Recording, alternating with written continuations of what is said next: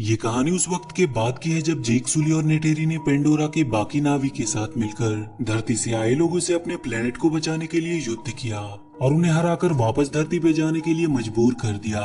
वहाँ पे सिर्फ वही लोग रहे जो उस प्लेनेट को बर्बाद नहीं होने देना चाहते थे।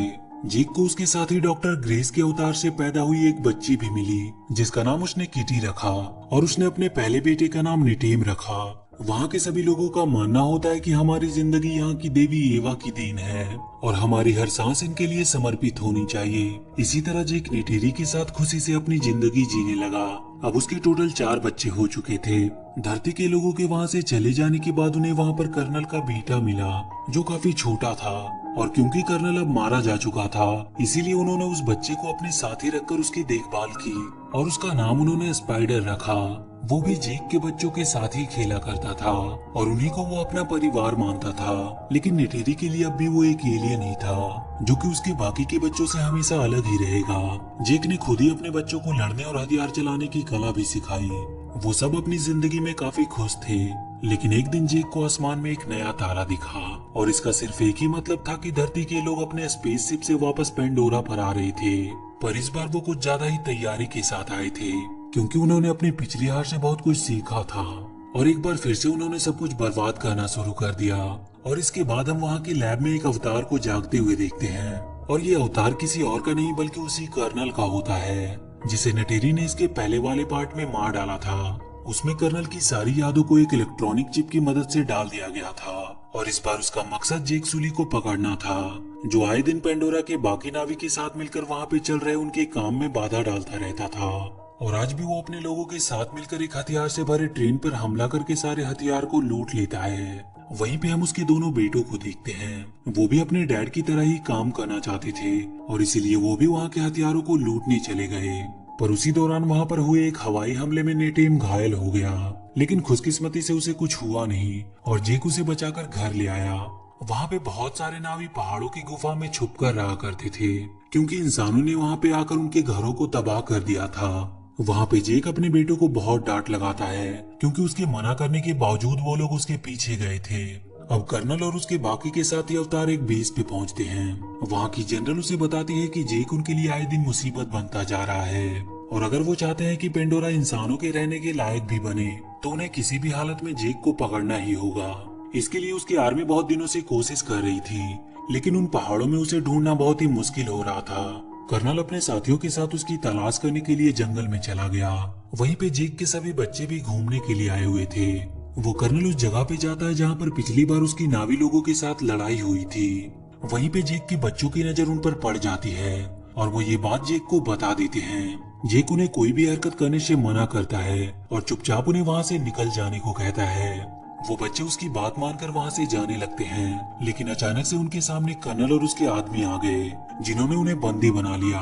कर्नल स्पाइडर को देखकर पहचान लेता है कि वो उसी का बेटा है। वो उन सबको अपने साथ ले जाने की तैयारी करने लगे लेकिन तब तक वहाँ पर जेक और नेटेरी भी पहुंच चुके थे और वो दोनों छुपकर अपने हथियारों से उन पर हमला कर देते हैं और वो किसी तरह उन बच्चों को वहाँ से भगाने में कामयाब रहते हैं। लेकिन इन सब में स्पाइडर पकड़ा जाता है और कर्नल उसे उठाकर अपने साथ ही ले जाता है। जेक अब अपनी फैमिली की सेफ्टी के लिए उन्हें कहीं दूर ले जाना चाह रहा था क्योंकि अब स्पाइडर पकड़ा जा चुका था और उसे डर था कि कहीं वो उन्हें उनका पता ना बता दे जिससे उसकी वजह से उसके बाकी के सारे लोग भी मारे जा सकते थे। इधर स्पाइडर को वो लोग जेक का पता बताने के लिए बहुत टॉर्चर कर रहे थे पर वो किसी भी हाल में उनके सामने झुकने को तैयार नहीं था। इसीलिए कर्नल खुद अपने तरीके से उसे समझाने की कोशिश करता है। वो उसे वहाँ से बाहर निकालने का लालच देता है। इधर जेक अपने कबीले का मुखिया किसी और को बनाकर अपनी पूरी फैमिली को लेकर वहाँ से कहीं और जाने के लिए निकल जाता है जहाँ उसे वो इंसान कभी ढूंढ ना सके और बहुत सारे आइलैंड को पार करते हुए वो एक अनोखे आइलैंड पर पहुँचता है जहाँ के लोग पानी और जमीन दोनों जगह पे रहने में सक्षम थे। वहाँ के सारे लोग उन्हें देखकर वहाँ पे इकट्ठा हो जाते हैं। वो अपने से अलग लोग को देखकर थोड़ा हैरान भी थे और थोड़ी ही देर में वहाँ पर उनका मुखिया भी आ जाता है। जेक उनसे आग्रह करता है कि वो उसकी फैमिली को वहाँ पर रहने की इजाजत दे दे पर वहाँ का मुखिया उससे कहता है कि वो लोग पानी में रहने वाले हैं और वो लोग उनके साथ रह नहीं पाएंगे। लेकिन जेक का मानना था कि वो लोग बहुत जल्द उनके तौर तरीके सीख जाएंगे और बहुत जल्द वो अपने आप को इस काबिल बना लेंगे कि वो वहाँ पे आराम से रह सके। मुखिया उसकी बातों को मान लेता है और उन्हें वहाँ रहने की इजाजत दे देता है। वो अपने बेटे और बेटी को ये जिम्मेदारी सौंपता है कि वो उन्हें यहाँ पर रहने के तरीके सिखाए, और उसी दिन से वो लोग उनके साथ पानी के अंदर रहने और वहाँ के क्रिएचर की सवारी करने की ट्रेनिंग शुरू कर देते हैं। सभी को शुरू में बहुत दिक्कत हो रही थी ज्यादा देर तक पानी के अंदर रहने में, लेकिन किटी पानी के अंदर बहुत ही आराम से रहना सीख गई थी। जेक भी वहाँ के मुखिया के साथ उन पानी में रहने वाले क्रिएचर की सवारी करने की ट्रेनिंग कर रहा था, पर उसे भी स्टार्टिंग में काफी दिक्कत हो रही थी। इधर कर्नल स्पाइडर को लेकर अपने लिए एक इकरान चुनने आया था ताकि वो पूरी तरह से एक नावी बन जाए, और बहुत ही जल्द वो एक इकरान को अपने लिए चुन लेता है। जेक के बच्चे भी धीरे धीरे सब कुछ वहाँ पर सीखने लगे थे। एक दिन मुखिया का बेटा और उसके दोस्त किटी की हरकतों का मजाक उड़ाते हैं, जिसकी वजह से उनकी किटी के भाई नेटीम और रॉक से लड़ाई हो जाती है। बाद में जेक अपने बेटे को समझाता है कि उन्हें वहाँ पर रहना है और इसीलिए वो सबसे दोस्ती बनाकर रखे। अगले दिन रॉक्स जाकर मुखिया के बेटे से माफी मांगता है और उसकी तरफ दोस्ती का हाथ बढ़ाता है, पर वो उसका दोस्त बनने का नाटक करते हुए उसे लेकर वो एक जगह पे आता है और उससे कहता है कि यहाँ पे वो लोग शिकार करते हैं। और जब रॉक्स वहाँ पे शिकार करने जाता है तो वो सब उसे अकेला छोड़कर वहाँ से चले जाते हैं। जैसे ही रॉक्स ने अपने तीर से वहाँ की एक मछली को मारा, वो देखता है कि वो वहाँ पर अकेला है और सभी लोग उसे छोड़कर जा चुके हैं, और तभी एक बड़ी सी मछली उसके ऊपर हमला करती है। वो अपनी जान बचाने के लिए वहाँ से भागने लगा और अपने आप को एक पत्थर के बीच में छुपा लिया, लेकिन अब उसकी सांसें खत्म हो रही थी, इसीलिए वो वहाँ से बाहर आने लगता है। लेकिन वो मछली एक बार फिर से उसके ऊपर झपटती है और वो जैसे ही उसे मारने वाली थी कि तभी एक बहुत ही बड़ी सी वेल आकर उस मछली को मार देती है। लेकिन रॉक्स की सांसें अब खत्म हो रही थी और वो डूबने लगता है। थोड़ी देर बाद जब उसकी आंखें खुली तो वो अपने आप को उसी वेल के ऊपर पाया। वो उस वेल का शुक्रिया कर रहा था कि उसने उसकी जान बचाई। तभी वो देखता है कि उस वेल के फिन में एक लोहे की हुक फंसी हुई है और वो जाकर उस हुक को वहाँ से निकाल देता है। और अब ऐसा लग रहा था कि वो वेल उसे अपना दोस्त मानने लगा है। वो उसे लेकर उस आइलैंड पर पहुंचा देता है जहाँ पे सभी लोग रॉक्स को काफी देर से ढूंढ रहे थे। मुखिया अपने बेटे की गलती की सजा देने की बात करता है, लेकिन रॉक्स कहता है कि इसमें सारी गलती उसकी खुद की है। इस बात से अब वो लड़का भी उसका सच में दोस्त बन जाता है।